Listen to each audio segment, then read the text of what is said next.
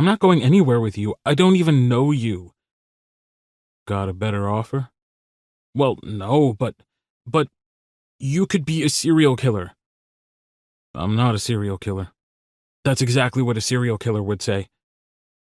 I bite back the smile brewing on my lips. He really doesn't have any other option, but I decide to go along with it. By the looks of things, he's lucky to have made it out of the mudslide alive. It's understandable he'd be a little on edge right now. My name is Harrick, and I'm 28 years old. I live in Brackenridge, and my throat constricts. I'm a military vet. Man, I haven't spoken this many words all month. He folds his arms across his chest, his expression remaining suspicious. And why were you driving this way? To get supplies? To murder people? No. To eat. People? Food.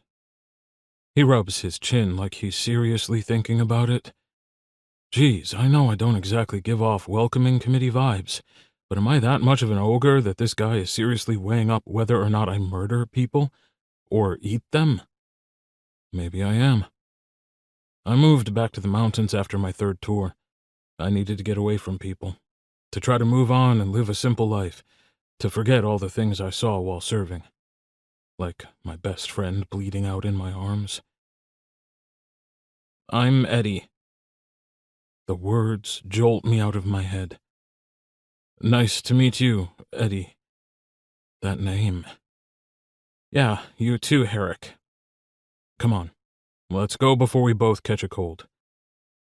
I turn and make my way back to my pickup. A few seconds later, I hear footsteps behind me. I get into my truck and watch as Eddie ambles over, taking his sweet-ass time. He's probably still unsure if this is the right thing to do, but he's safe with me. I won't hurt him. I knew an Eddie once. He was my first love. But he left me without saying a word, disappeared in the middle of the night, and I never saw or heard from him ever again. Another good reason to live up here.